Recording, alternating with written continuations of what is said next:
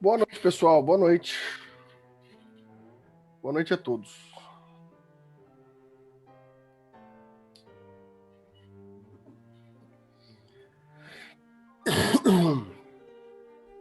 Boa noite, boa noite. Bem, a gente adiantou um pouco a aula hoje, né? Mas tudo bem. Vamos nessa. Acho que hoje é importante porque a aula durou bastante hoje de manhã e eu sei que não é agradável para todos vocês ficarem até as 23 horas na sexta-feira à noite. Então, já que a gente tem que se alongar, né, a gente termina um pouco antes do horário, né? Entrando agora mais cedo. Bom, pessoal, então vamos começar? Bom, vamos então falar um pouco, tá? Do que a gente vai apreciar nesse momento, né? Do que a gente vai conversar, certo? Basicamente, pessoal, a gente vai agora fazer uma passagem do período antigo, da estrutura de justiça antiga, para a estrutura de justiça medieval. Né? Isso é um corte metodológico que a gente está adotando aqui, que, obviamente, existem várias outras formas de se fazer essa linha temporal da justiça, mas a gente está optando por uma grande área, dividida entre filosofia antiga, medieval e moderna, que faz sentido metodológico, né, para que a gente dê conta dessas estruturas. Bom, então, até aqui, o que a gente viu relacionado à filosofia antiga grega é que a justiça, né, o conceito que a gente está buscando, o conceito da justiça, a gente conseguiu encontrar o loco a geografia desse conceito de justiça. Né? E a gente entendeu que no pensamento grego, a justiça se encontra na areté, a justiça se encontra na virtude. A grande discussão que a gente teve aqui, buscando esses dois autores de exemplo que a gente buscou, que foi o Aristóteles e o Platão, é entender que, pacificamente para o grego, para a justiça do mundo antigo, a gente tinha essa ideia da justiça como um conceito virtuoso. A diferença é que o debate ali seria, então, que em Platão essa justiça se encontra de uma forma inata, né, a partir do movimento da alma, né, uma estrutura natural da humanidade, enquanto em Aristóteles não há uma natureza virtuosa, e sim uma natureza que se desenvolve a partir da frônesis, a partir da prática, do costume, do hábito. Né? Essas foram as duas localidades da justiça que sempre estão dentro da virtude. Em Platão, uma virtude que já é colocada naturalmente, já faz parte da humanidade sob o conceito de alma, e no Aristóteles, uma virtude que é treinada, que é aprendida, que faz a partir daquilo que a gente chama de frônesis, né? A teleologia do ato, a finalidade do ato. Bom, agora a gente obviamente vai ter sempre uma linha racional muito bem estabelecida, porque o movimento antigo vai influenciar no movimento medieval e o antigo e medieval vão influenciar no movimento moderno. Porém, o loco da justiça agora no movimento medieval, ele é bem diferente. A gente tentar encontrar a justiça, não vamos encontrar mais tão pouco no sujeito, seja natural ou seja por aprendizagem. Porque o movimento medieval vai retirar essa justiça da ideia da virtude e vai colocar em outro lugar que a gente vai ter que investigar agora. Né? E para a gente entender essa medida, essa estruturação da medievalidade quanto à justiça, a gente vai também ter dois autores de exemplo aqui, assim como foi Platão e Aristóteles, né? A gente vai trabalhar basicamente com Santo Agostinho e São Tomás de Aquino, né? Nessa filosofia medieval, só que a gente vai ter que ter um cuidado, né? E provavelmente essa aula e a próxima, a gente ainda não vai entrar essencialmente em Santo Agostinho e São Tomás de Aquino. Porque, na minha visão pedagógica, eu vejo com uma certa resistência uma leitura inapropriada e desacostumada em Santo Agostinho e São Tomás de Aquino. Antes da gente tentar ler Agostinho e Aquino, a gente tem que aprender a ler a filosofia medieval, que de todos os modelos filosóficos é o que mais se distingue sobre a forma de leitura da filosofia política. E talvez seja o que a gente mais se distancie, justamente por estar próximo da nossa sociedade. E aqui começa o nosso diálogo, né? Sobre essa aula e a próxima que a gente vai começar a ter uma certa proximidade em fazer uma análise de como devemos nós entender a filosofia jurídico-política da medievalidade para aí sim investigar a justiça. Por quê? Ora, o método filosófico grego que a gente viu até agora, ele é um método filosófico óbvio. Por quê? Porque a estrutura platônica basicamente criou o modelo de filosofia como pensamento. Platão, basicamente, na dialética, cria a reflexão filosófica como método acadêmico. Então, quando a gente vai falar de filosofia grega, ler na fonte Aristóteles, Platão, Sócrates, os pré-socráticos e todos esses pensadores gregos, já é ler filosofia. Porém, agora no movimento medieval, o que a gente vai enfrentar como método acadêmico de leitura filosófica é outro, que pode nos trazer alguns problemas em relação a entender isso como algo estrutural, acadêmico e metodológico. Por que, diferentemente de uma fonte primária como Platão, a fonte primária da filosofia da medievalidade é os livros bíblicos, né? São os livros bíblicos. A fonte primária de investigação de filosofia política e filosofia jurídica da medievalidade são as escrituras sagradas e religiosas. Aqui se leia, né, a Bíblia hebraica, né, o Torá e os demais livros que no cristianismo se conhece como Antigo Testamento, né, e em português a Boa Nova, o Evangelion, né, o Evangelho, presente no que o pós-cristianismo se chama de Novo Testamento. Bom, e qual é o problema disso? O problema disso é que a forma de leitura desses textos, ela sempre esteve presente culturalmente na sociedade. Por quê? Se a gente for levar em consideração nossas estruturas culturais, na América Latina, por exemplo, a gente tem uma relação muito próxima com o cristianismo, certo? As religiões de matriz cristã, né, no Brasil, elas são a maioria, né? Se a gente for pegar a estrutura cristã, a esmagadora maioria cultural da sociedade se refere a partir de uma identificação religiosa cristã, né? Inclusive, a gente tem no Brasil, até com sincretismo religioso, a gente vai pegar algumas religiões de matriz africana que tem uma mistura com o próprio cristianismo romano, né?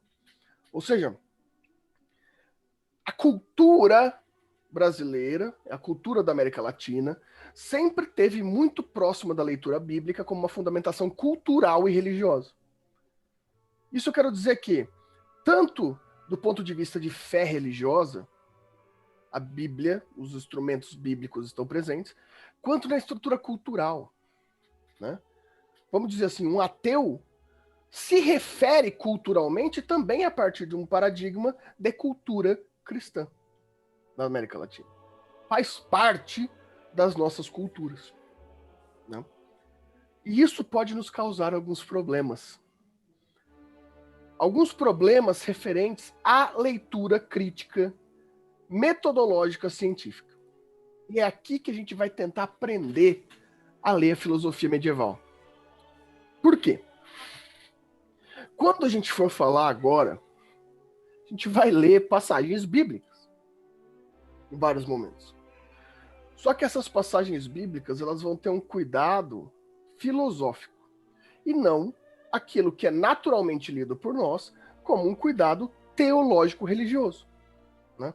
Vai ser sim uma leitura teológico-política, teológico-filosófica, mas não uma teologia religiosa.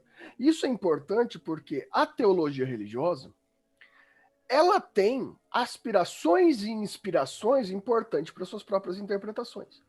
Cada forma religiosa pós-cristã, ela tem formações, principalmente no pós-reforma, né, pós-Lutero, e as formas de apresentação da leitura religiosa se apresentam de formas delicadas e diferentes sobre traduções, sobre aspectos interpretativos, para, por exemplo, um católico, um protestante, né, um adventista, alguém da Assembleia e assim por diante, né, pentecostais, mileritas, né, todas essas vertentes cristãs. Ainda que a estrutura de leitura seja a mesma, a própria religião, a estrutura de fé, permite uma leitura esquematizada onde a devoção, a estrutura do ambiente etéreo da fé possa trazer interpretações. A leitura filosófica, principalmente nesse ponto que a gente vai tocar, que é a filosofia jurídico-política a partir da teologia, ela tem outro foco. Ela pega os instrumentos cristãos, e o considera fonte de reflexão, que eram o que os padres, os copistas católicos faziam, os pensadores católicos faziam na Idade Média. Era um trabalho de reflexão filosófica a partir de uma interpretação teológica. Os resultados são diferentes, porque os resultados não exigem fundamentação religiosa de fé. Os resultados exigem reflexão sobre o próprio mundo que a gente vive. É uma estrutura reflexiva e não cultural. E é inevitável que todos vocês, que têm as suas culturas específicas, tendam a ler determinadas questões aqui que vão ser observadas para a gente por um viés religioso. Isso é bom. Só que o resultado que se chega, inclusive nesses santos católicos, em Santo Agostinho e São Tomás de Aquino, não é o resultado ao qual a gente se acostuma a ter essa proximidade com escrituras bíblicas. Então, essa é uma precaução que a gente vai ter que tomar aqui para que a gente não faça má interpretação ou mau uso da estrutura filosófica. Primeiro, no sentido de que a gente não está aqui para fundamentar verdades teológicas, de forma nenhuma. Esse não pode ser um espaço de fundamentação pragmática religiosa. Isso, tanto que Agostinho é um santo católico, mas suas relações podem ser lidas por um protestante ou por um judeu e chegar no mesmo resultado. Porque apesar de a escritura, uma análise de Agostinho sobre o Antigo Testamento, ele vai ter o mesmo efeito num judeu, num católico e num protestante, justamente porque a abordagem não vai ser a abordagem de relação de fé, mas vai utilizar os elementos metafísicos e principalmente teológicos para fundamentar alguma forma de pensamento. Então, algumas questões a gente pode já começar a pensar. Bom, obviamente, então, uma das fontes primárias que a gente vai usar aqui é a Bíblia.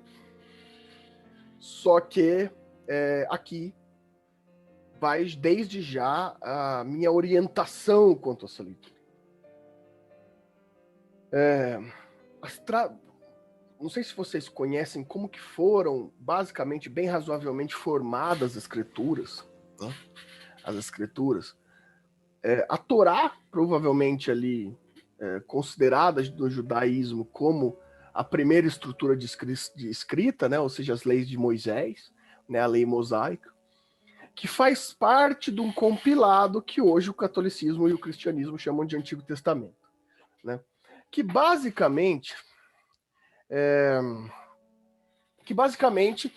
é uma cultura judaica desenvolvida muito provavelmente entre 5 e 3 mil anos antes de Cristo.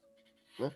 Mas, historicamente, a gente vai ter várias discussões de quando alocar cada livro bíblico, né? Isso não nos interessa nesse momento. Então, basicamente, as primeiras escrituras estão dentro disso aqui. Né? Estão dentro desse livro aqui, né? Que é a Bíblia hebraica. Né? A escritura, isso vai ser importante, inclusive para a nossa discussão, né? Ela é escrita em hebraico. Né? O hebraico é uma linguagem de alto valor filosófico. E a gente vai entender isso, vai fazer parte das nossas discussões sobre o valor filosófico da simples existência da escritura em língua hebraica. Justamente por este livro ter sido escrito, né, em hebraico, né, que é uma língua que tem uma certa vida espiritual proposital, né, em determinado ponto da história, houve a necessidade para que esses escritos permanecessem vivos, que eles fossem traduzidos para uma língua universal. Assim como o inglês é a nossa língua universal hoje, lá naquele tempo, a língua universal era o grego. Né? A língua universal era o grego. E o grego deu origem também à primeira tradução, né, a primeira tradução da Bíblia hebraica para o grego. Está aqui também em algum lugar. Aqui. Que é conhecida a tradução de 70, ou mais clássico como Septuaginta, né? Que é a tradução da Bíblia hebraica em grego. Né? Vocês podem perceber aqui que é a tradução grega da Bíblia hebraica do Antigo Testamento. Isso daqui já começa a nos causar os viés de pensamento filosófico. porque o grego é uma língua também essencialmente filosófica, que tem sentidos próprios. O hebraico também. O trabalho de tradução do hebraico por grego é um trabalho valiosíssimo de reflexão filosófica de palavras. Então aqui já tem grandes discussões acadêmicas na filosofia sobre essas duas traduções. E não só isso. Quando chega o movimento pós-cristão, vem a escritura do chamado Novo Testamento, que é escrito em grego. No mesmo grego, no grego koiné, né? Que é essa forma de grego antigo, que é o Novo Testamento em grego, que se junta à Bíblia Septuaginta e se torna o Antigo e o Novo Testamento. Certo? As leituras que vocês têm bíblicas são essas daqui. Ou seja, basicamente, estava em hebraico, passou para o grego e passou para a sua língua de origem. Então imagina o caminho de tradução e reflexão que a gente tem desde um hebraico até o português. É um caminho exaustivo, né? Não é definitivamente um caminho fácil.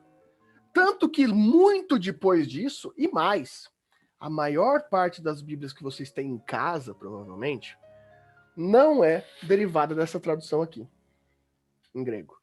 É derivada dessa daqui.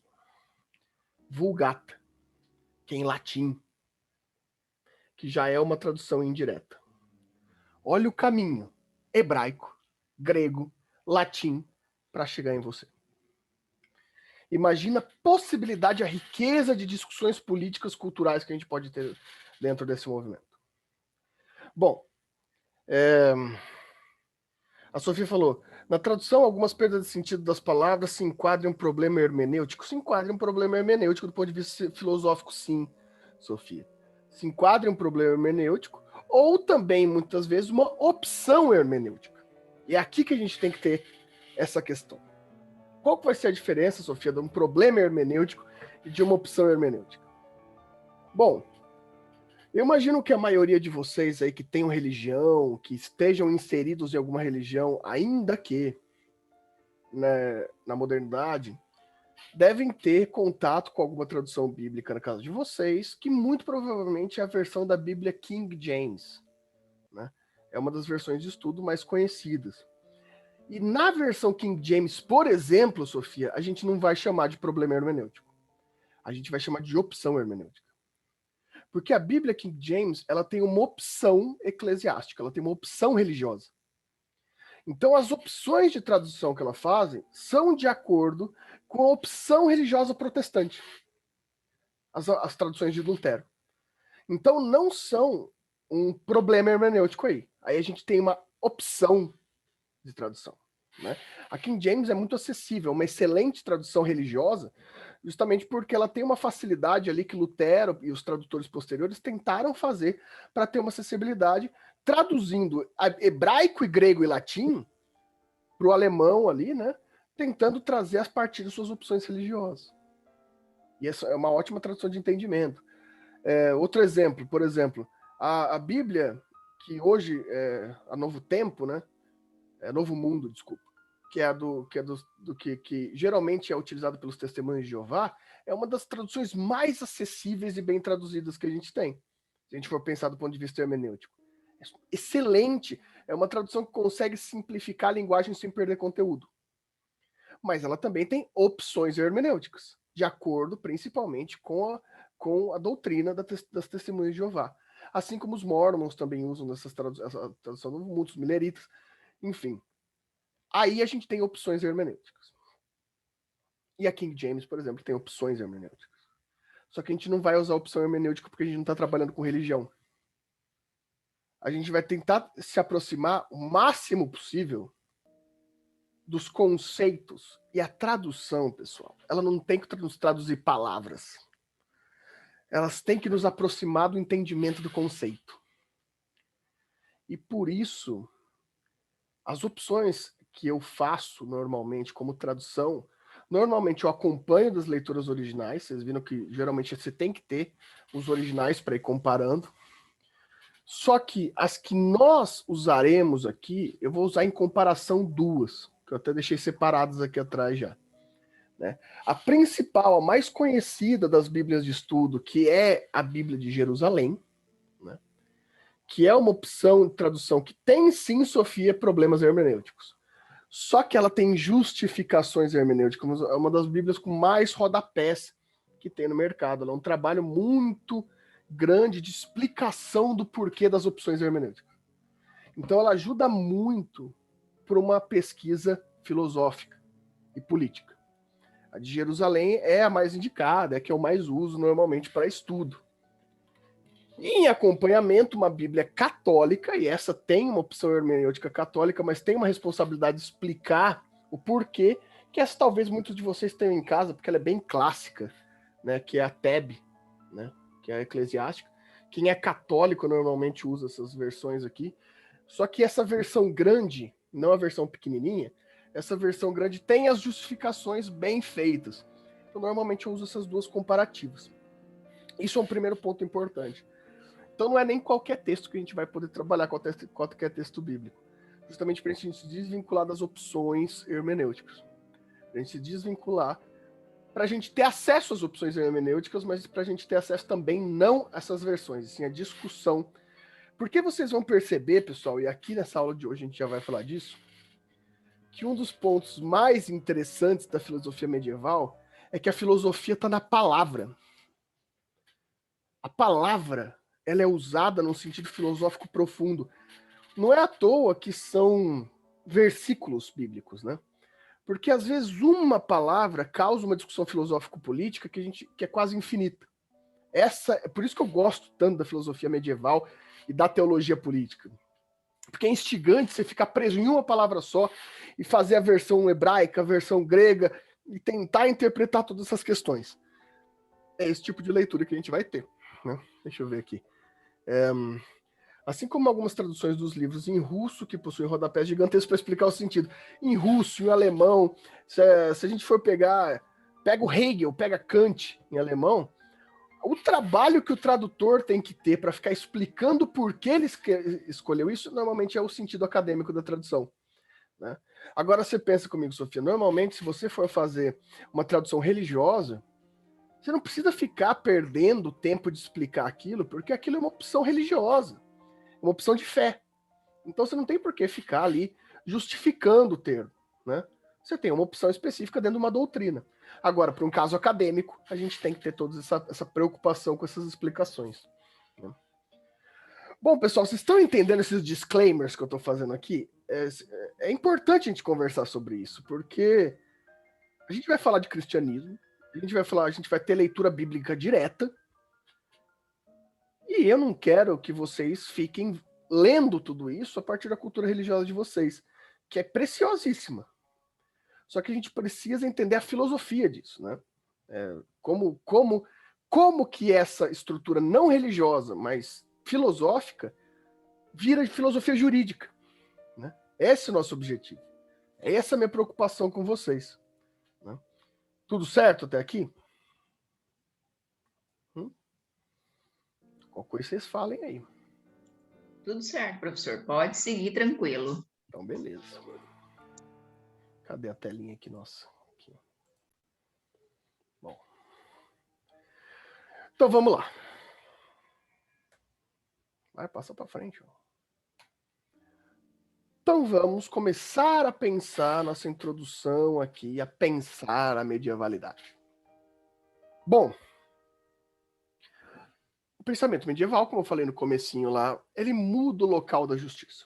Né? A gente pode pensar da seguinte forma, pessoal. Eu vou me concentrar com vocês nessas primeiras aulas em um modelo que não é o cristão e também não é o judeu. É um modelo que a gente vai poder chamar de proto-cristianismo. Basicamente, o proto-cristianismo são aqueles movimentos, né, que alguns podem chamar de judeus cristãos, vamos dizer assim. São os primeiros movimentos que andam ali entre os anos 40 até os anos 120 do primeiro século. Ou seja, bem próximo ali da vida, da existência daquele que é considerado o Messias, né? Ou seja, esses são extremamente importantes para a gente entender qual vai ser a tendência da leitura filosófica que vai vir a partir de então, né? Basicamente, a gente pode colocar duas grandes tribos, vou colocar assim, tá? De proto-cristãos, 3 grandes tribos, que basicamente são os nazarenos, né? Os ebionitas e os gnósticos, né? Os nazarenos e os ebionitas caminham para aquilo que vai ser posteriormente a Igreja Católica, e os gnósticos, por sua vez, não, né? Os gnósticos, e esses serão extremamente importantes para a gente, porque eles vão dar o tom da linguagem filosófica cristã. É uma galera muito louca do primeiro século. É uns caras que eles eram ligados à parte mais mística do judaísmo. Hoje ela ainda existe, essa parte, né? Muitos de vocês devem conhecer como a Kabbalah, né? Que é uma estrutura mais mística do judaísmo, extremamente interessante, né? E ela era bem mais mística no passado, no primeiro século, né? E esses primeiros judeus místicos, ao entrar em contato com a ideia desse novo Messias, aderem ao messianismo cristão à estrutura judaica e dão origem a isso que a gente chama de cristãos gnósticos, são cristãos místicos. E o misticismo, pessoal, o misticismo é a grande preciosidade da filosofia antiga, né? Muita da reflexão filosófica vem do misticismo, né? Vocês podem perceber, o grego estudava profundamente o misticismo da astrologia, né, para fazer a filosofia, né? O misticismo sempre foi muito importante na antiguidade para definir a linguagem filosófica. E os gnósticos são esses que a gente vai ter muito essa proximidade, principalmente pelos seus conceitos, como, por exemplo, éons, né? Ou seja, os éons, ou seja, essas entidades. Por quê? Porque os gnósticos, eles vão dar o tom de uma eteridade, do etéreo messiânico. Como assim? A existência de um plano inalcançável, intocável.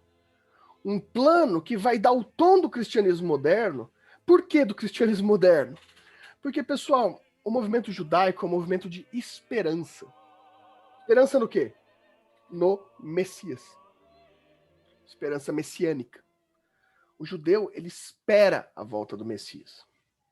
O cristão já teve a volta do Messias. Então, esses cristãos gnósticos, eles dão um tom em que, com a volta do Messias, se tem agora não mais a esperança, mas a certeza no plano etéreo. Então existe um plano de justiça etéreo, inalcançável. Então a gente vai ter o contato agora, graças a esses judeus cristãos gnósticos, de uma estrutura muito interessante. Tamires, ebionitas. Vou escrever aqui para você. Ebionitas. Nazarenos, ebionistas e gnósticos. Eles dão esse tom pra gente de que vai ser muito importante dali para frente, que é a justiça, a bondade, aquilo que o grego chamava de virtude, não está mais em nós, porque a gente já teve um contato messiânico. E esse contato messiânico expurgou os pecados e deu lugar para um plano etéreo de justiça. Quase como se agora a gente tivesse uma nova hierarquia celestial, aqui bem na estrutura mística, onde todo o conceito da bondade e da justiça estivesse lá. Para que a gente agora aguarde, não mais como judeu, ao Messias, porque o Messias já veio. Mas a parousia. Vocês sabem o que é parousia? É a volta. É a volta do bem e do mal. É o apocalipse. É a revelação. Que a revelação, vocês sabem muito bem, são conceitos teológicos básicos, é o que? O juízo final. Pensem nessa palavra. O julgamento final. Ou seja, todo o caminho traçado até agora não é um caminho de justiça. É um caminho de ação reflexiva de algo inalcançável que vai se findar com um julgamento.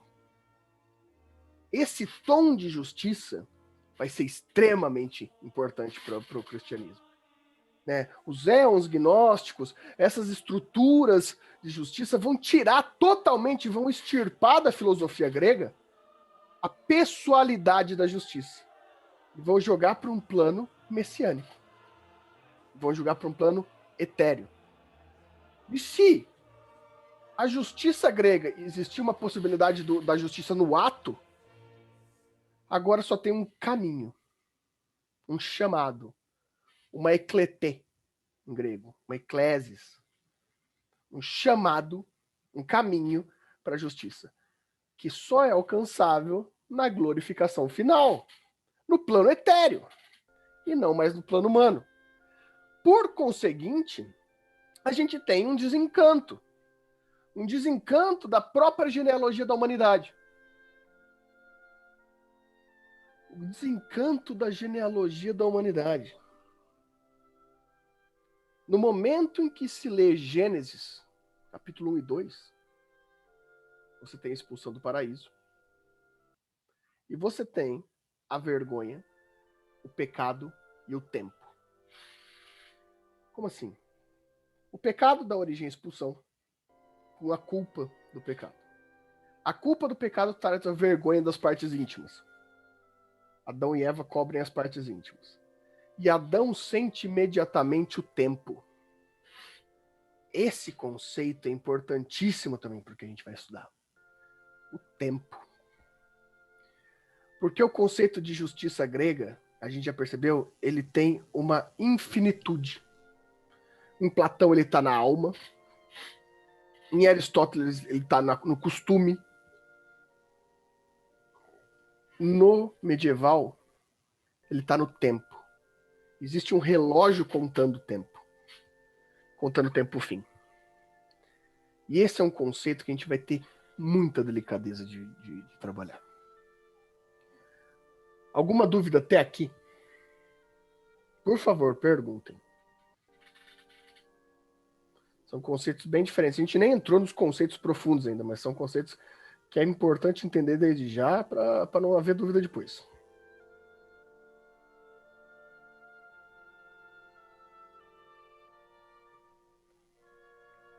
Porque eu vou fazer um intervalinho para vocês pensarem.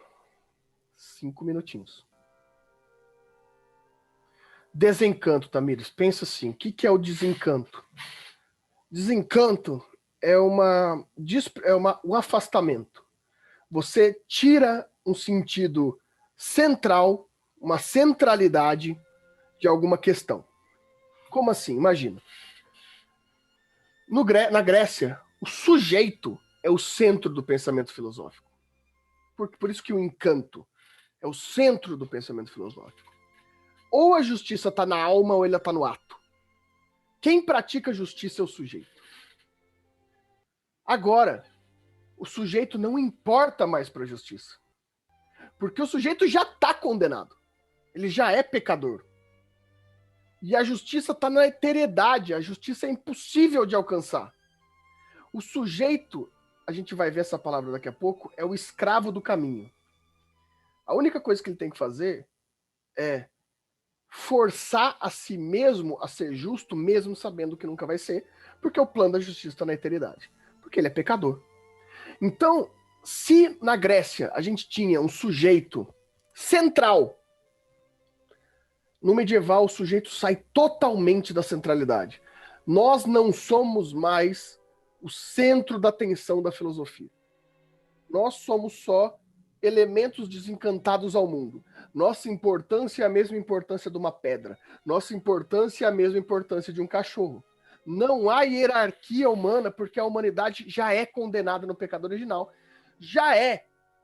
Isso já é purgada pelo sacrifício, pelo ato sacrificial, por um mito sacrificial cristão, messiânico, né?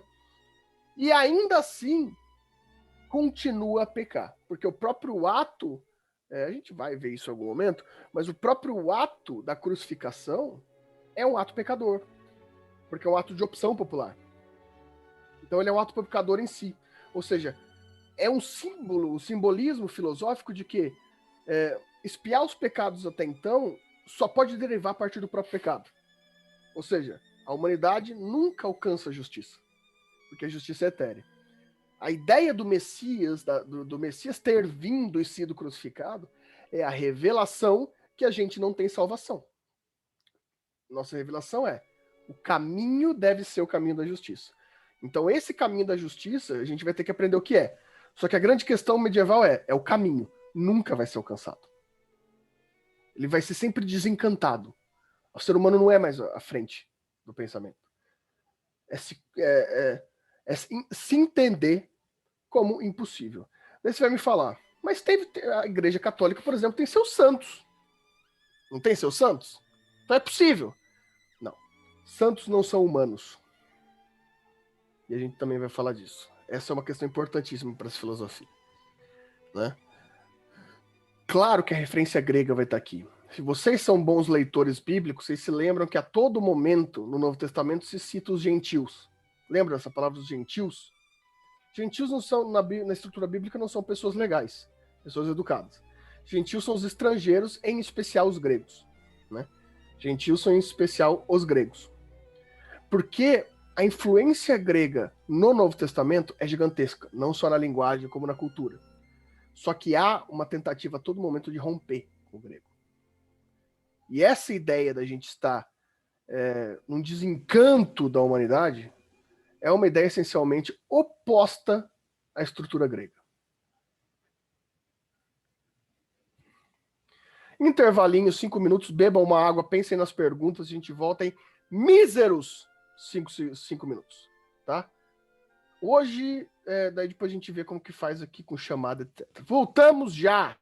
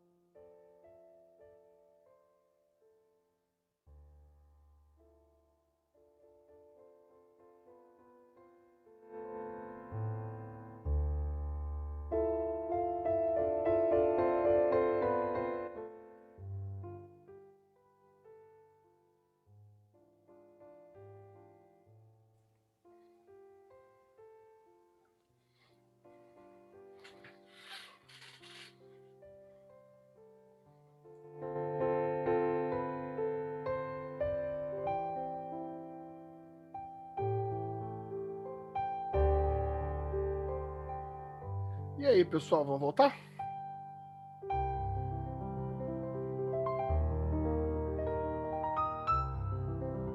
E aí, alguma questão até aqui? Tomaram uma aguinha, pensaram alguma coisa?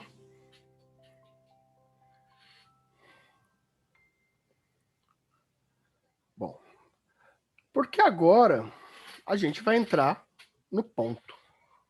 Tá? Eu trouxe para vocês aqui uma passagem bíblica para a gente tentar aprender a ler dessa forma que a gente está tentando trazer no discurso filosófico aqui.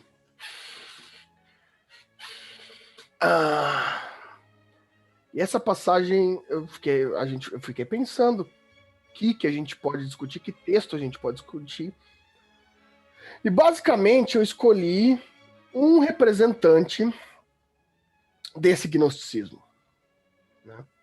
Um judeu místico, né? Um judeu místico que se converte ao cristianismo, um judeu místico interessantíssimo. Esse eu adoro estudar. Um cara que nos dá referências fabulosas de pistas filosóficas, que é Paulo de Tarso, né? Que é Paulo, que os religiosos conhecem como São Paulo, né? O apóstolo Paulo. Paulo de Tarso é uma figura fabulosa para o estudo da filosofia jurídica, porque Paulo era um judeu místico. Paulo era um perseguidor de cristãos que não teve nenhum contato com Jesus, né? Não teve nenhum contato direto com Jesus, ele não conheceu Jesus. Só que ele foi acometido por na escritura fala como se fosse um milagre, né? Isso daí a gente não precisa discutir exatamente. E vem a se converter ao cristianismo, se torna um dos principais figuras do cristianismo primitivo. E tem contato, sim, com algumas pessoas, né? Ele tem contato com Pedro, ele tem contato com Tiago, figura polêmica Tiago, né? Porque nas traduções aparece Tiago, irmão de Jesus, e a palavra irmão não aparece no grego como irmão de irmandade espiritual nem nada, aparece como irmão de sangue, uma palavra específica. Isso dá um negócio, né? Uma discussão gigantesca no meio acadêmico, né? O Tiago, irmão de Jesus. Mas ele teve contato com essas pessoas, teve várias viagens e principalmente as suas cartas. E são essas cartas um dos elementos mais importantes da teologia cristã. Por quê? Porque, diferente dos sinóticos, Mateus, Marcos, né, dos evangelhos sinóticos, que a gente pode chamar de deuterocanônicos, né? Por que deutero? Porque eles são deuteronômicos, né? Eles não são necessariamente as pessoas com aqueles nomes dos evangelhos que escreveram. É um conjunto cultural que foi assinado, né? Isso do ponto de vista histórico, tá?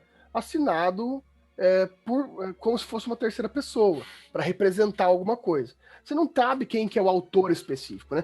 Muito provavelmente os dois evangelhos mais antigos é Marcos e um chamado Evangelho que a gente só tem alguns fragmentos, né? Não tem ele por completo, que elementos deles estão nos demais sinóticos, nos demais evangelhos, né? Já tem uma cristologia formada ali. Então, legal, tem movimentos históricos importantes ali nos evangelhos, importantíssimos. Inclusive, aquela discussão da existência ou não física de Jesus de Nazaré já é superada pela história, né? Se entende já que tem elementos suficientes para entender que a sua existência histórica é factível, é comprovável. Mas principalmente as cartas, porque essas cartas, a maioria delas, são de fato cartas escritas por Paulo, entre os anos 40 e os anos 80, ou seja, muito próximas ali do... Enquanto Marcos, provavelmente o Evangelho que são os mais antigos, são escritos ali entre os anos 70 e 80, ou seja, se a gente parte do pressuposto se o número 33 é o número simbólico ou não da morte de Cristo, mas enfim, que Cristo teria morrido ali entre os anos 30 e os anos 40 do primeiro século, o primeiro evangelho ter sido escrito nos anos 80, a gente já tem um certo período de tempo ali histórico grande, diferente das cartas de Paulo, que estão muito próximas dos acontecimentos, inclusive conhecendo e tendo contato direto com apóstolos que tiveram aquele contato. Então, e mais legal que isso, ele tem a sua própria visão cristológica. Não sei se vocês se lembram, né? Paulo fala que ele não fala de Jesus de Nazaré, ele fala do Cristo, né? Ou seja, porque ele não conhece a pessoa, ele conhece essa imagem. Isso nos dá uma riqueza filosófica, porque ele faz ali um trabalho de filosofia, né, nas cartas. Nem todas as cartas a história entende como... A história, tá? Não a religião, pessoal, por favor. A história, os historiadores. Nem todas as cartas de Paulo são consideradas, de fato, paulinas. Algumas são deutero-paulinas, por exemplo, segundo Tessalonicenses, muito pouco provável que tenha sido escrito por Paulo, de fato, né? Pelo próprio estilo literário, que a gente vai ver que vai influenciar nessas nossas estruturas de filosofia. Mas a maioria delas são. Hoje não tem dúvida histórica de que Paulo escreveu dos seus próprios punhos, né, essas estruturas. E Paulo do ponto de vista religioso, é um apóstolo, mas do ponto de vista filosófico, é um dos maiores filósofos do cristianismo. Porque os seus textos têm profundidade teórica de uma complexidade que, claro que é difícil, né? Vocês veem pouca gente falando. Por que eu estou escolhendo dar essa introdução antes de falar de Agostinho e São Tomás de Aquino? Porque tem algum preconceito filosófico em se comentar esse tipo de coisa. Não sei por quê.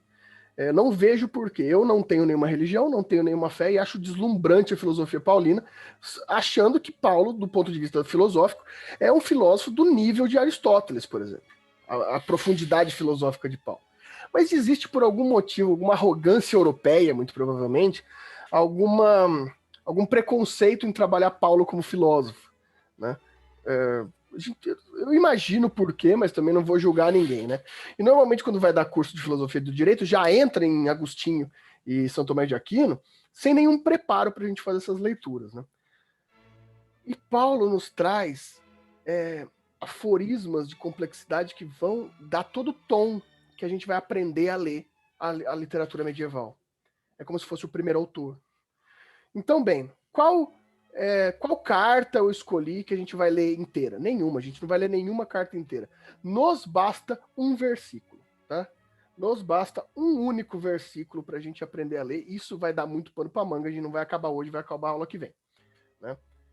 Eu escolhi aqui primeiro Romanos, capítulo 1, versículo 1. Introdução de 1 Romanos.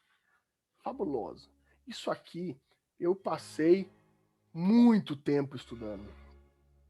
O George Agamben tem um livro que chama O Tempo que Resta, que basicamente é um comentário também só a essa primeira passagem. Joseph Taubes tem um livro também, a Teologia Política de Paulo, que passa todo o tempo nessa primeira passagem. É uma passagem extremamente difícil.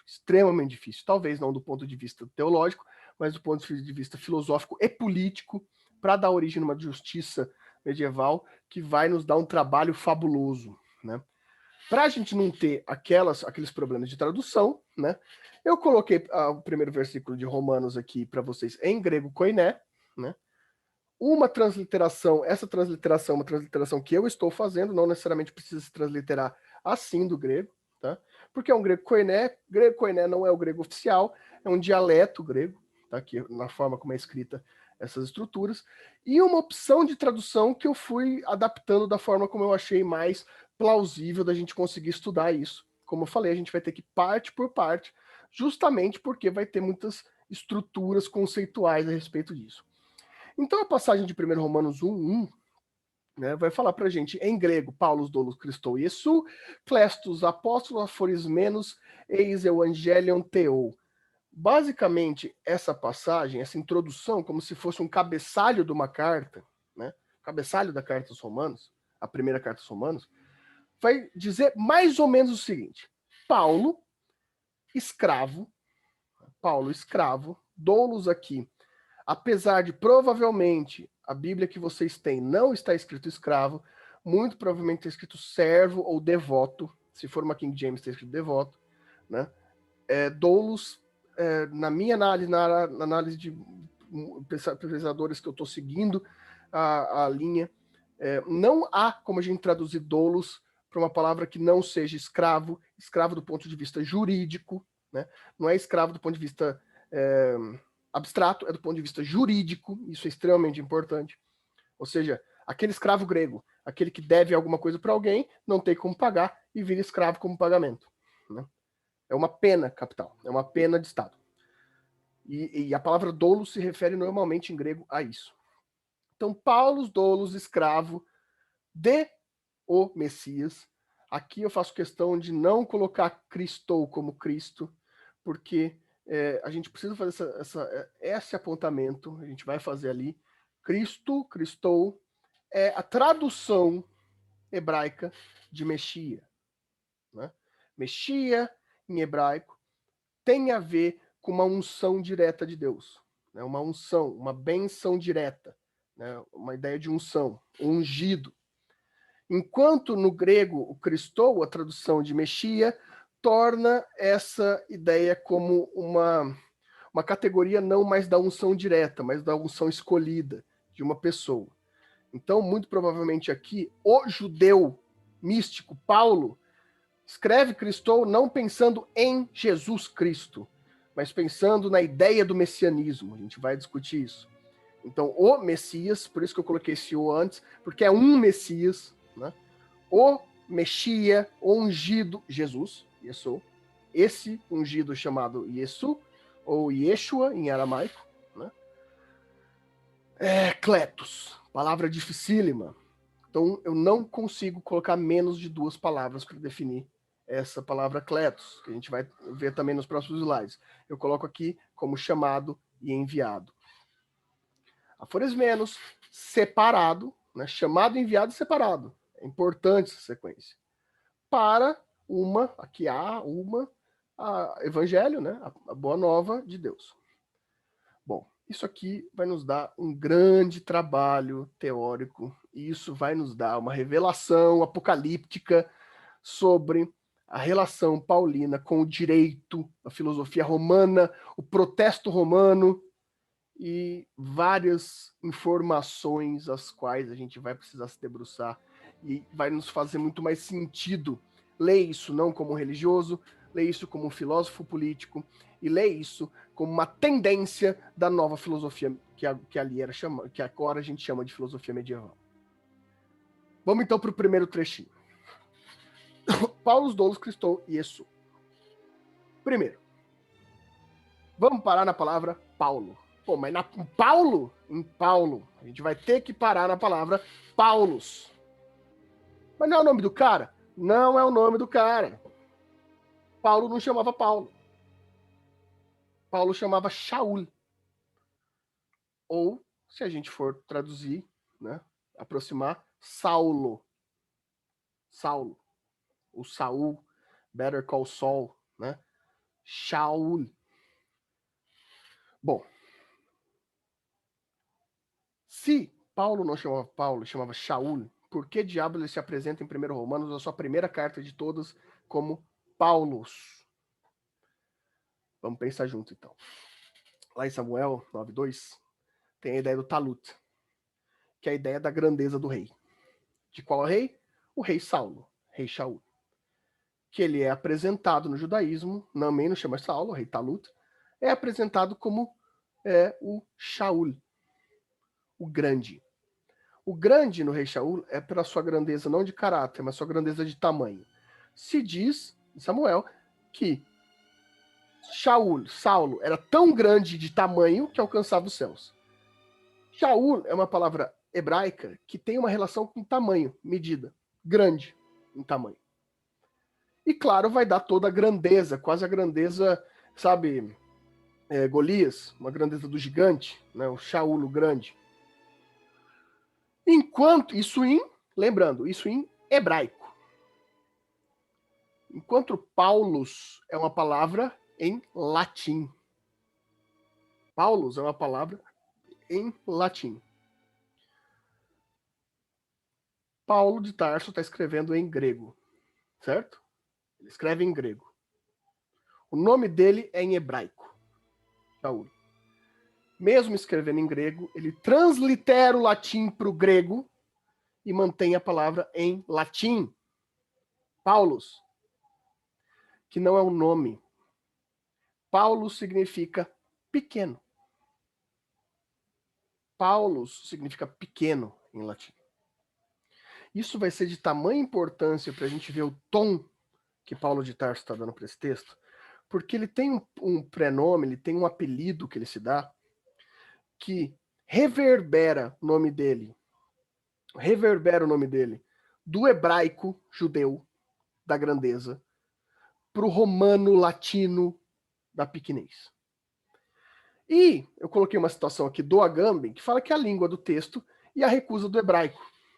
O Agamben fala pra gente que o fato de que a vida linguística do judeu se sente sempre em terra estrangeira e que ele sabe que a sua verdadeira prática linguística está alhures, no âmbito linguístico santo, é inacessível ao discurso cotidiano. Pessoal, o hebraico é uma língua extremamente complicada. Extremamente complicada.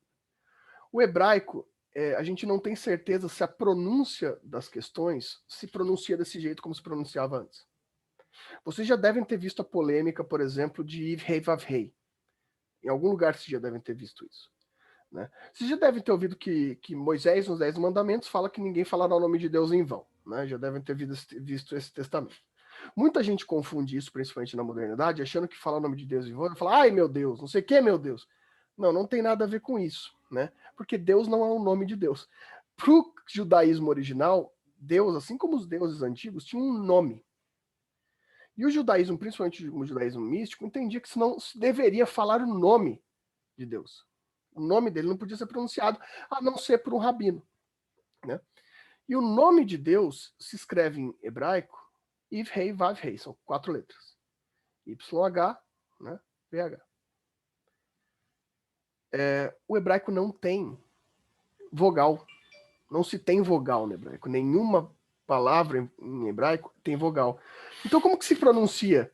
O próprio judeu entende que a naturalidade da comunidade do povo judeu faz a palavra sair quase que divinamente.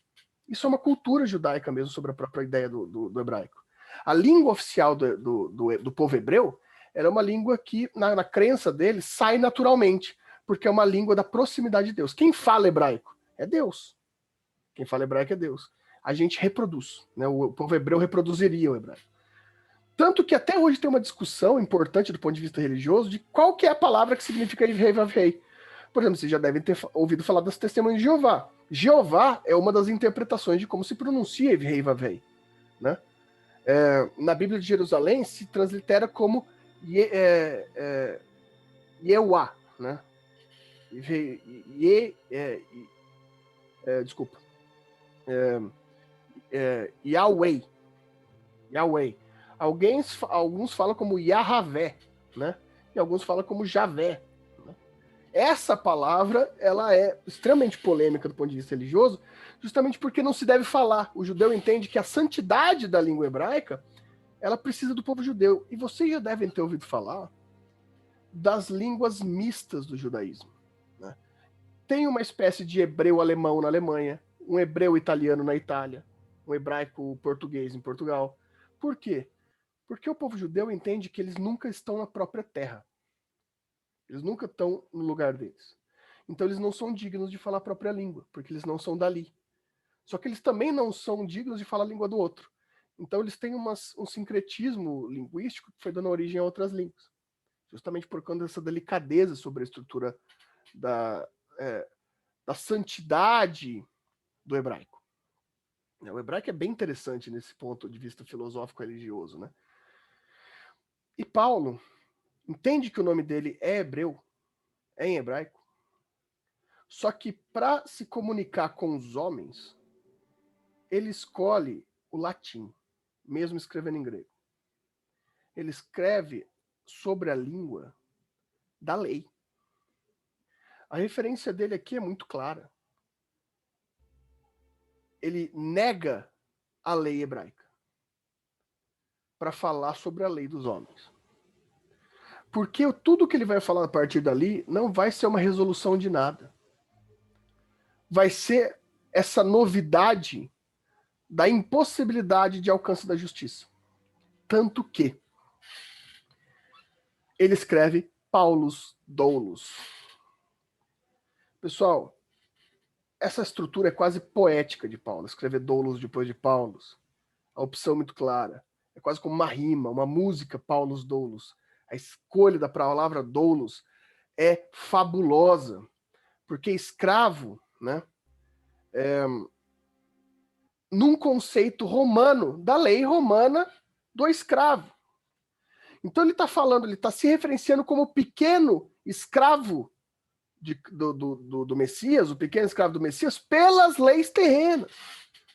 A percepção dele é a percepção terrena, da lei terrena. Ele, o apóstolo, não pode dizer nem seu nome em hebraico por conta da sua falta de santidade, mas sim pela sua pequenez humana, a referência da poesia romana aqui, como escravo da lei do homem.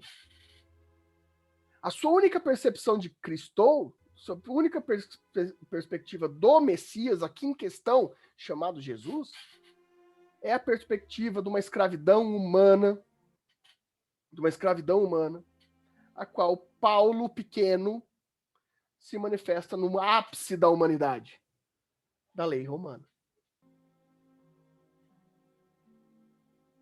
Essa ideia do escravo, né, ela tem uma negação, né? Ou seja, o pequeno escravo é uma negação afirmativa. Essa é uma das passagens que eu separo aqui, que é outro lugar que também tem a palavra doulos, né? Que é em Coríntios, aqui já não é Romanos, eu paro aqui para a gente rever, que eu pude traduzir aqui para vocês, aqui eu não coloquei o original, coloquei: quem foi chamado como escravo no Senhor é um liberto do Senhor, né? De mesmo modo, quem foi chamado de livre, escrevi tudo errado aqui, quem é chamado de livre é escravo do Messias.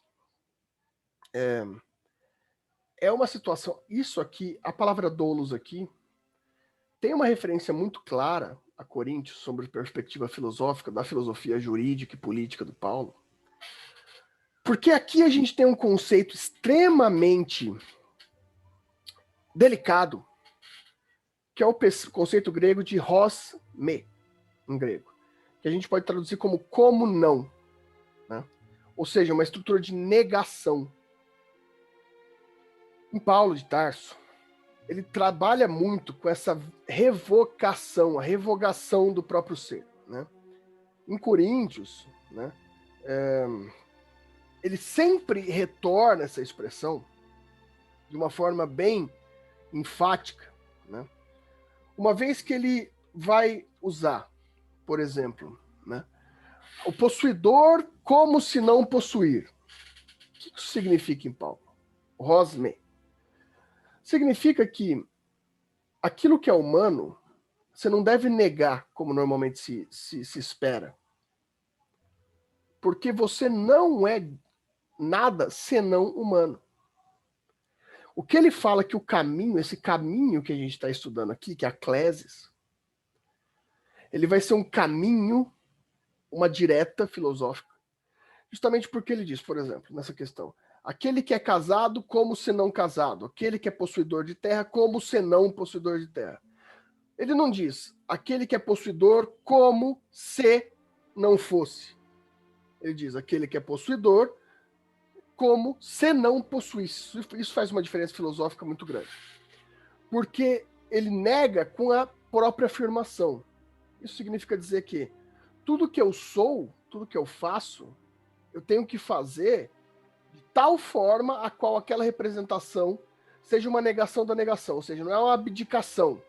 Eu faço me livrando do conceito humano. Bom, o que eu estou querendo dizer com isso? Quem foi chamado como escravo do Senhor é um liberto, e aqui tem um como se não escravo, na tradução original. Ele é escravo jurídico, porque é escravo da humanidade. Só que por ser escravo da humanidade, o conceito de justiça de caminho é que se há escravidão na humanidade, como conceito jurídico, ele age como escravo, e agir como escravo sem resistir a essa escravidão é um agir como se não escravo. Porque se é um conceito humano, não é um conceito etéreo. A justiça não está nessa escravidão e nenhum outro conceito humano. A justiça se apresenta como um conceito etéreo. Por isso que Shaul só pode se pronunciar no etéreo. O pequeno Paulo, o escravo, ele é escravo como se não fosse escravo, como se não escravo. Ele continua sendo, Só que esse ser escravo em Roma, na lei humana, é um não ser escravo no plano da justiça. Porque nada que se expressa da humanidade pode ser considerado justo. Porque esse é o rompimento grego de Paulo. Não está na gente a responsabilidade da justiça, porque a gente é incapaz de manifestar justiça, assim como o judeu é incapaz de falar em hebraico. Porque essa compreensão do etéreo é impossível à humanidade. Essa confirmação do que é etéreo, do que é justo, ela é sempre impossível. O caminho é a revogação da humanidade se mantendo humana. Olha só a complexidade de Paulo. É uma contradição. Ele não está falando uma revogação da humanidade sendo santo. Ele está falando se revoga a humanidade sendo humano. Esse é um conceito filosófico de tal importância que a gente pode comparar isso com as filosofias mais aprofundadas que a gente pode ter na história da humanidade. Aqui não há uma negação. Aqui a gente tem uma complementação.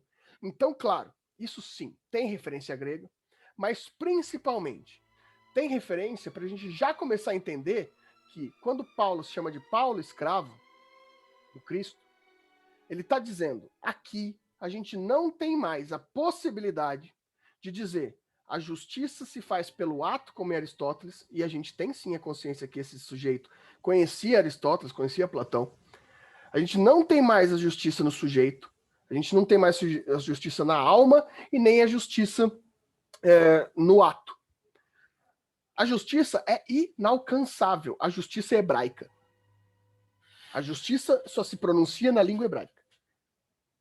Enquanto eu falar a língua dos latinos, a única coisa que eu posso fazer é uma revogação afirmativa do meu chamado.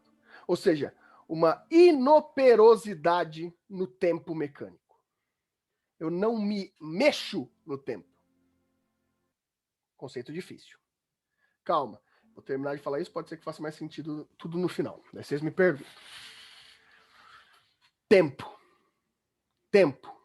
Importantíssimo para aqui a gente falar sobre o conceito jurídico de Paulo. Tempo, para o judeu, ele faz numa medida mecânica, relógio, tempo, contagem.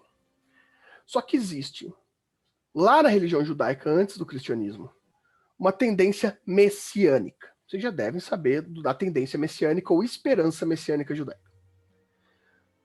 Nos textos proféticos do Antigo Testamento, vou dar um exemplo, por exemplo, de Ezequiel. Quem já leu Ezequiel, que tem aqueles teromorfos, né, aquele banquete dos teromorfos, né, a cabeça de peixe, a cabeça de bezerro, né, os homens com essas cabeças. Tem toda uma discussão sobre a quebra da lei. Né? Por quê? A lei, e aqui o judeu está falando especificamente da lei de Moisés. Imagina Paulo que está falando da lei romana aqui. O tempo do Messias é um tempo que não há um tempo mecânico. É um tempo específico. E ali, nesses proféticos, você consegue ver isso, nessas profecias apocalípticas. O tempo não se constitui como uma linha regular. O tempo se constitui como uma forma do Messias. Infinito, né? Pela estrutura do infinito. Tanto que a gente pode ver que, por exemplo, no judaísmo tradicional, assim como no cristianismo católico, você tem uma estrutura lá que vai ser a do sermão. O padre faz o sermão, o rabino faz um sermão também. Lá em Ezequiel você pode ver que no tempo do Messias não tem mais sermões. Porque não há mais o que falar na língua humana, não há mais sermão a se dar, num tempo em que causa e consequência não fazem sentido. Se o tempo não é linear, no tempo do Messias, se não tem começo, meio e fim, não há por que existir um sermão, porque o tempo entre o pecado e a consequência não existem. É uma coisa só, porque é a ideia do infinito. Você vê, os judeus já pensavam em física, teoria da relatividade antes do Einstein, né? O tempo não é linear. Ou seja, não tem por que você ter um rabino te dando sermão, porque o tempo entre o pecado e a consequência não existem, são sempre uma coisa só no tempo do Messias. É um conceito bem difícil, né? Porém, Paulo entende que com a volta do Cristo, que ele entende como Messias, a gente não conseguiu superar esse tempo. A gente continua no tempo mecânico. Sendo assim, se o Messias já voltou e agora a gente aguarda o julgamento, a gente fica inoperoso nessa manifestação. Ou seja, a nossa operosidade, a nossa renúncia é o próprio tempo. Significa dizer que a minha humanidade permanece humanidade, mas eu ajo como um caminho não humano. Né? Claro que aqui eu vou eu não vou entrar tanto no conceito, porque daí a gente vai entrar numa cristologia paulina. Né? O que é ser inoperoso, né? O que é ser, daí vai depender da interpretação religiosa. Não é nossa função aqui das interpretações religiosas. Porém, essa ideia do Paulo o tempo já existiu. Agora o que resta é um caminho onde eu utilizo da humanidade para renunciar à própria humanidade. Então eu uso da minha escravidão, do que ser escravo na lei, para que eu não seja escravo no tempo. Basicamente, claro que aqui, tanto em Paulo quanto em Apóstolos, a gente vai ter toda aquela ideia da renúncia material, que é uma interpretação coerente, sim, que tem muito a ver com a ideia da renúncia estrutural. Só que Paulo também estava falando, né, de uma referência explícita à propriedade romana, a lei. A gente tem que lembrar aqui que o que o Paulo está discutindo aqui é Roma, é a lei romana. Dizer que você é humano, mesmo não sendo, a referência dele é sobre a lei humana, principalmente sobre a Roma. Roma era um problema gigantesco na época, gente. Roma era um caos. Roma era perseguidora de religiões, né? Roma, lembra do Nero. Nero acendeu as lanternas da cidade com os cristãos, né? Botou fogo neles para virar a lanterna à noite. Né? Então era um negócio difícil. A protesto, né? O protesto do Paulo aqui é a gente utilizar o uso do jurídico humano como um uso messiânico, um domínio. Tanto que tem uma passagem, também em Romanos, que ele vai falar do domínio. Que basicamente a gente vai estar trabalhando ali, e usar a palavra domínio, e uso é porque existe um conceito jurídico de propriedade. Então eu sou o proprietário do escravo, por exemplo, certo?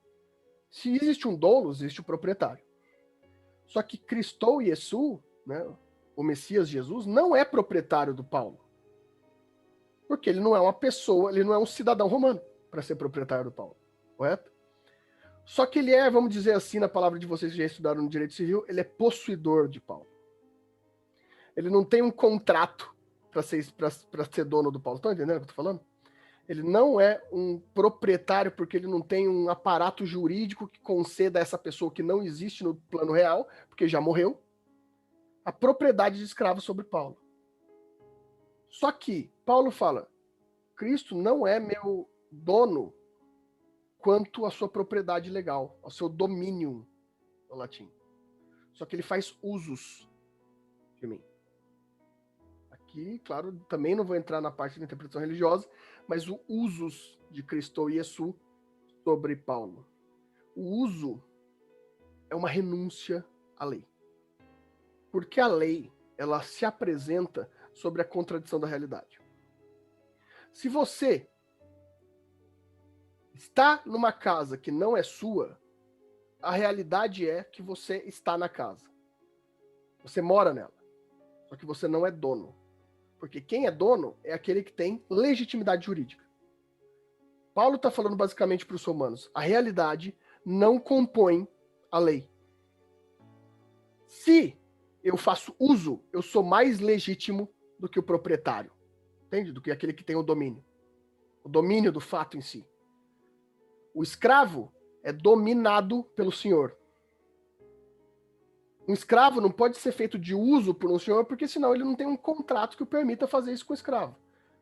Só que o uso é o que Paulo chama de renúncia da humanidade. Eu tenho aqui um uso que renuncia à própria estrutura legal, que renuncia à própria estrutura jurídica legal. é um ato contra Roma. Por isso que é interessante começar a pensar isso, porque a filosofia político-jurídica de Paulo começa já com um atentado contra Roma, com fundamento filosófico numa eternidade da justiça, numa justiça etérea. Como que Paulo critica Roma? A partir dos abusos de Roma, a partir da legislação de Roma feita só para alguns? Não, ele já faz pela renúncia da sua impossibilidade de agir como ser humano sendo ser humano. Uma vez que o Messias existe, né, o tempo continua o mesmo, e eu não tenho mais salvação. Logo, eu apenas sou escravo do caminho da salvação no juízo final. Sendo assim, tudo que representa a humanidade, eu renuncio, ainda assim, fazendo uso de tudo isso. Agora começa talvez a fazer sentido. Quando Paulo diz, casado, rosme, como se não casado. Casamento, sentido jurídico. Como se não casado. Ainda existe o sentido factual. Proprietário, domínios, como se não domínios. Proprietário como não proprietário. Porque faz uso. O que importa para o Paulo é a realidade fática da coisa. Não a sentença jurídica aplicada àquilo. Porque a sentença jurídica aplicada àquilo seria uma estruturação de tentativa de substituição da justiça divina, inalcançável, hebraica, por uma linguagem grega. Né? Paulo, uma linguagem latina. Shaul para Paulo. Né? Haja como se não. Gente, essas passagens do como se não é pesado. É pesado. Eu tô falando muito, vocês não estão perguntando nada. Não sei se estou me fazendo claro.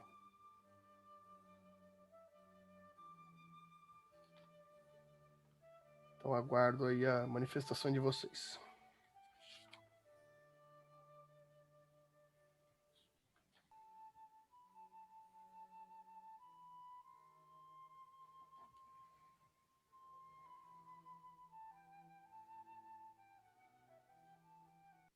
Nada? Tá fácil assim?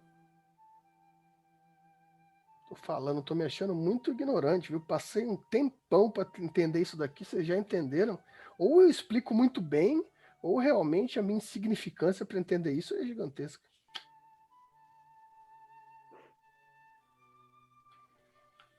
É a matéria que é difícil, professor.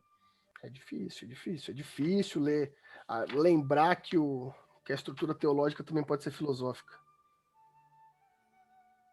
Aqui, ó, a passagem em Coríntios, tá? Os compradores como não possuidores e os usuários do mundo como não usuários ou abusadores. Né? É uma contradição justamente do sentido jurídico para o sentido real da coisa. Né? Se comprador é um sentido jurídico, aquele que faz uso não é o sentido jurídico. Só que eles têm a mesma finalidade. Só que um se apresenta como realidade e outro como conceito jurídico. Né? De um lado o conceito jurídico, do outro lado a realidade. Paulo está falando que ele renuncia ao conceito jurídico para viver apenas como humano. Ele não busca justiça. A justiça não pode ser buscada. A justiça não há como ser buscada porque há um conceito etéreo. Então ele renuncia. Aqui tem sim um tom provocativo a Roma. Não tenha dúvida que tem um tom provocativo a Roma. Paulo era um provocativo a Roma. Foi preso várias vezes, né?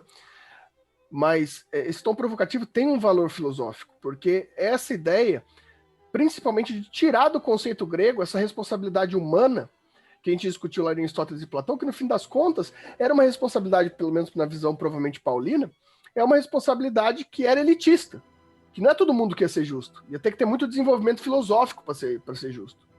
Né? Paulo tira dali e coloca na eternidade. E ele renuncia tudo que não é humano na humanidade. Porque para ele, a lei romana não é humana. E se a gente é humano e não tem como ser justo, a gente vai ser só humano. Entender direito para o cristão Paulo, para o judeu e cristão Paulo, querer o direito é basicamente renunciar todo o caminho cristão. Né? Porque o direito está tentando fazer justiça, não tá? Não é nosso objetivo do direito fazer justiça? A justiça não é responsabilidade da humanidade. A humanidade não é capaz de fazer justiça. É querer brincar de Deus para Paulo. Em outras palavras, que resumindo bem, é querer brincar de Deus.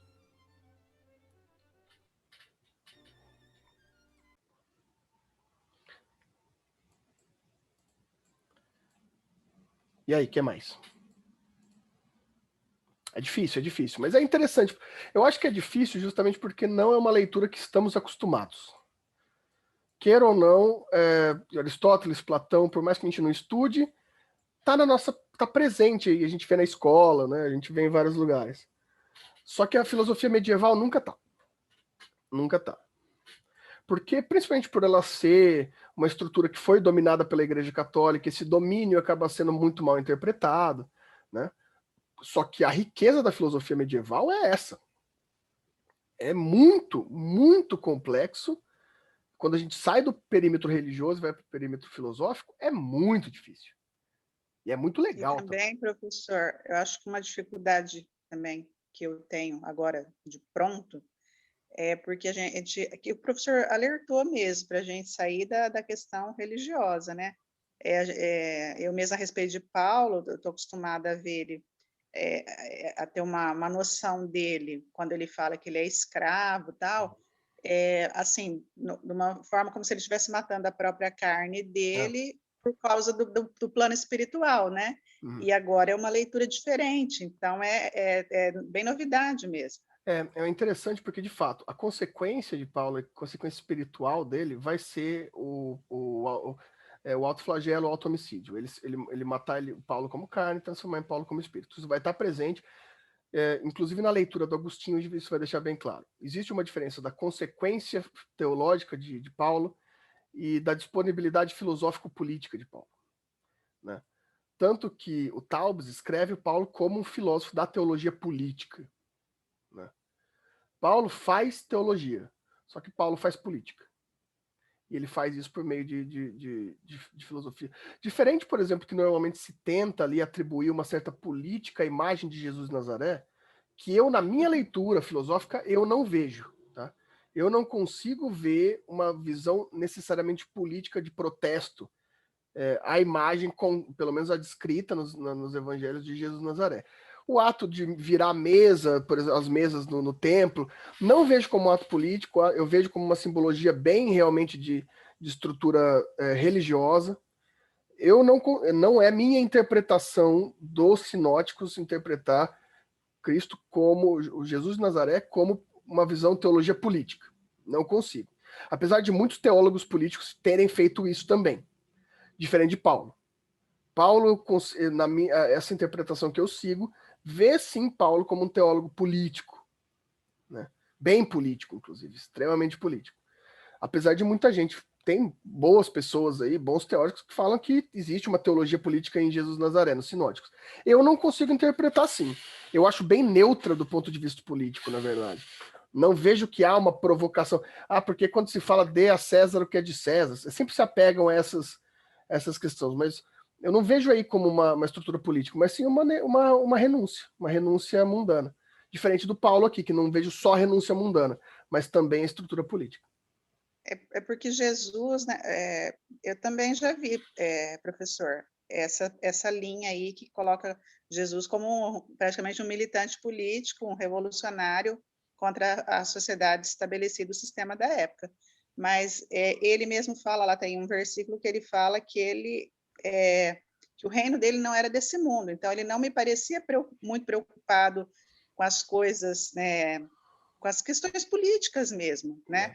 Embora os judeus estivessem esperando isso do Messias, né? Eles esperavam Messias, um rei, um governante político mesmo, né? Algo que atuasse politicamente para a emancipação deles, né? É uma das justificativas da não aceitação de Jesus. Exato, por isso que eles não aceitaram, né? E Jesus, pela minha leitura também, acho que a minha leitura é igual ao do professor, ele mesmo fala que o reino dele não é desse mundo, então é mais a questão do plano espiritual mesmo dele, né? Uma vez eu tive essa discussão com os colegas, daí tinha alguns tentando colocar a imagem de Jesus como um militante conservador e outros como um militante quase de esquerda, né? Eu falei, gente, vocês sempre vão se decepcionar, porque se você vai pegar Atos, por exemplo, esse conservadorismo não se mantém, e agora se você pega Mateus e Lucas, vai ter elementos extremamente reacionários na estrutura se for interpretar assim. Então nenhum desses dois vão se dar bem tentando colocar aí uma militância política na figura Então, de fato, o judeu não... Um dos motivos principais de não aceitação de Jesus de Nazaré como Messias é porque ele não segue a profecia do Messias. Ele não é um rei, ele não é um unificador de Israel. Ele não unifica Israel do ponto de vista político, porque não há essa preocupação. Agora, em Paulo eu já vejo essa preocupação. Por isso que eu acho que, assim, não sei se a gente pode chamar, não só pelo conteúdo sensível à religião, porque isso já atrapalharia de qualquer forma, Jesus de Nazaré de filósofo, porque não é também o sentido, porque a filosofia tem um sentido político, né? A filosofia já tem um sentido político por si. A concentração... Eu, na minha visão, considero as falas de Jesus muito mais apocalípticas do que filosóficas. Eu entendo ele como um profeta apocalíptico, se a gente for pegar na linha judaica. Mas, nesse sentido, Paulo é possível a gente ler ele como filosofia metodológica. Ele tem essa característica de filosofia. E principalmente Agostinho, isso fica claro para todo mundo, Santo Agostinho lia Paulo como um conteúdo filosófico. Né? Como a gente for ver quando for em Agostinho, essas interpretações que a gente está tendo como esse Paulo de renúncia do sentido humano romano, renúncia dessa justiça do direito, vai estar presente em Agostinho. Por isso que a gente está tentando ler isso agora, dessa forma. Né? Que vai ser uma leitura da filosofia medieval, de fato. Que também vai ter seus pontos políticos. A filosofia medieval é extremamente política. Porque a gente pensa na medievalidade como monarquia e igreja, né? Fechados. Mas o pensamento dentro da igreja, ela tinha um conteúdo político e se fazia o conteúdo político. É Agostinho de Hipona mesmo, Nereu. É o Agostinho mesmo, é o Santo Agostinho. Que, do ponto de vista, é um dos maiores filósofos da medievalidade, né? O Agostinho... Nossa, é sério que é você, Renan? Olha, eu vou te... Eu estava aqui nas minhas, quem é Nereu? Eu também não sabia, eu falei... Também não lembrava, daí eu olhei aqui a cara de pau do Renan aqui, né? Como sempre, né? Não vou falar nem nada para esse rapaz. Mas tem esse conteúdo, sim.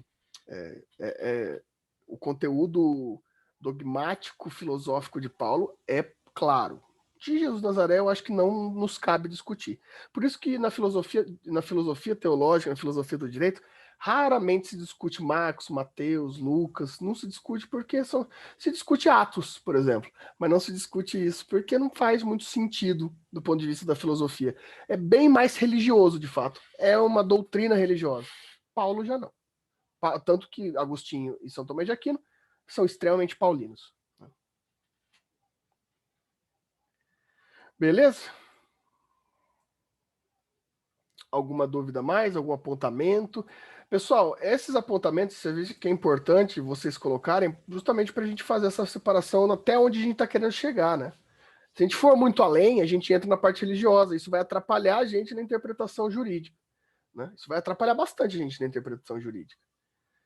Então, façam as perguntas, vão falando para a gente conseguir delimitar até onde a gente quer ir aqui, para isso fazer sentido na filosofia do direito. Bom, se vocês não têm mais perguntas, questões, eu vou deixar vocês só com isso. Tá? Eu acho que já está bom, porque tem mais algumas coisas para a gente passar aqui. A gente ainda tem que discutir Cletos, Aforismenos, Apóstolos, Evangelho TU. Então, eu acho que por hoje é só. Ok, então, uma boa semana para vocês, bom final de semana, descansem, sejam felizes, né? Agora, ó, eu posso até falar para vocês, eu posso falar para vocês, leiam a Bíblia sem ser uma missa, mas como estudo filosófico, né? Olha só, que beleza, quem esperava que eu ia mandar vocês lerem a Bíblia? Vocês podem contar para os pais de vocês que eles vão gostar de mim por isso. Né? Eu estou lendo, professor, Sabedoria, Eclesiástico também. Isso é importante. Importante, é muito importante. Vai ser muito bom para a gente aqui nessas aulas, para fazer sentido. Legal. Boa noite para todos, até mais. Professor, deixa eu só te falar uma coisa. Fala, não. Eu olhei lá no AVA e parece que o material da avaliação foi substituído. Parece que a professora Vânia colocou o material dela no lugar da nossa avaliação. Tá, Aí o senhor pode ver para mim, por vou favor? pôr de novo, então. Beleza. Obrigada. Valeu. Te apanhar. Tchau.